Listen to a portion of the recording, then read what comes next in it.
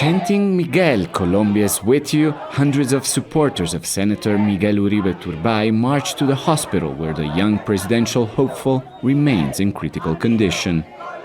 Nos afectó mucho. It affected us deeply as citizens because for many years we hadn't experienced this kind of violence, these political aggressions among citizens.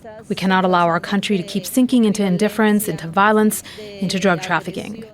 The conservative politician, a vocal critic of President Gustavo Petro, was shot in the head and thigh during an informal campaign event in Bogota.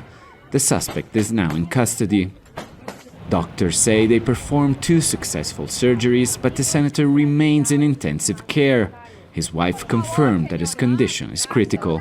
Quiero darles las gracias. I want to thank all the people who have come to pray for Miguel's life. I want to thank every Colombian who has shown solidarity with me, my children and my family. Miguel is still fighting for his life, and I ask each one of you to continue praying.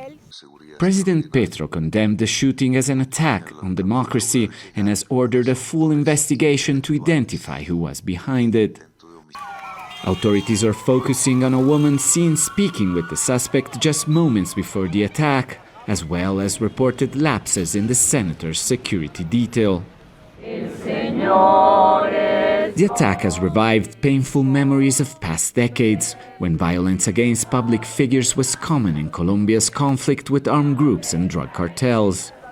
At Sunday's rally, many blamed President Petro for what they described as an increasingly toxic political climate. In recent weeks, he had likened political opponents of his reforms in Congress to Nazis and slave owners.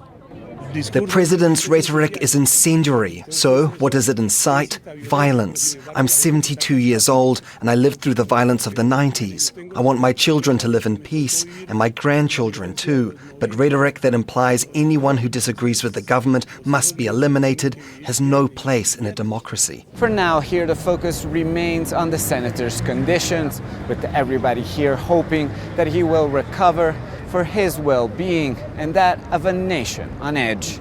Alessandro Rampietti, Al Jazeera, Bogota.